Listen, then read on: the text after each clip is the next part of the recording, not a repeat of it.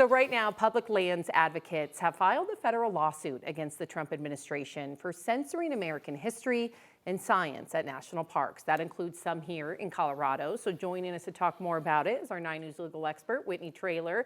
Whitney, thank you for being here. Sure, sorry I was distracting you. No, it's a good thing. He always has these little nuggets, and we were just catching up. But, first and foremost, let's start with the basics. Okay. What is this lawsuit about? What are they asking for? Yeah, no, this lawsuit is brought by a coalition of public land advocates and historians and scholars.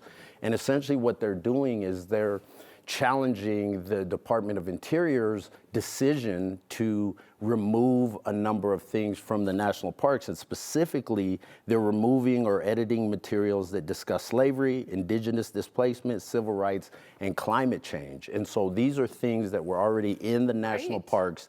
And so there was an executive order that came out that said, we're going to return America to sanity and all these things. So they're going to remove anything that disparages America in its past, in its current time, including colonial times. And so essentially they've whitewashed history, and they're removing these very significant things. And for example, there's one in Colorado, the Bent's Old Fort National Historic Site, which had a sign describing a family's ownership of enslaved people. That was flagged. They removed exhibits in Philadelphia's Independence National Historic Park that memorialized the legacy of some of the enslaved people that George Washington, our first president, owned. And so they're really removing anything that would have this stain on American history. And the argument is, well, you're filtering our American history. This is who we are. This is how we have come to this place.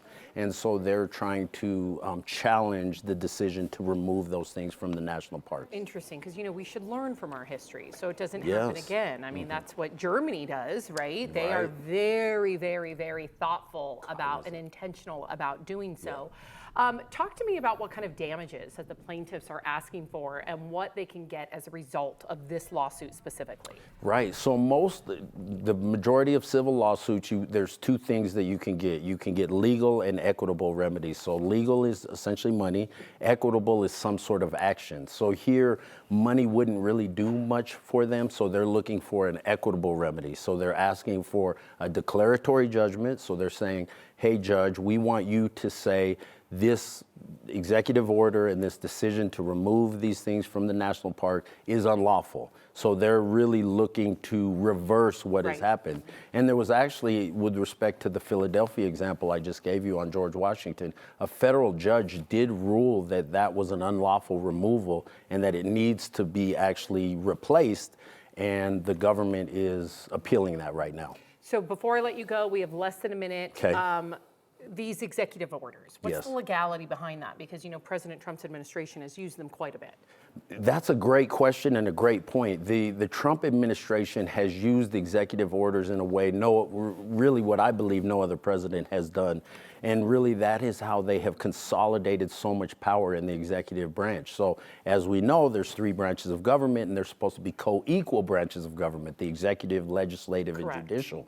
But right now, the way the president has been using these executive orders, he has consolidated a lot of power into the executive branch. And honestly, my position as Congress has been very weak in its response because it is supposed to be co-equal branches.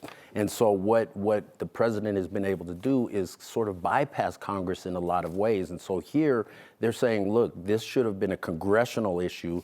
This is a violation of the Administrative Procedure Act by consolidating this, by removing this, by just making a presidential act. Because an executive order is really just the president's signature saying, here's what the federal government is going to do. And so the executive orders only govern the federal government. They don't govern, it's not like a congressional statute. It's not an actual law in that regard. Okay. So so that's where we're at. All right, well, I guess we will have to wait and see. We know Whitney will be on top of it. We appreciate you, as always, for breaking it down. Whitney Traylor, thank you.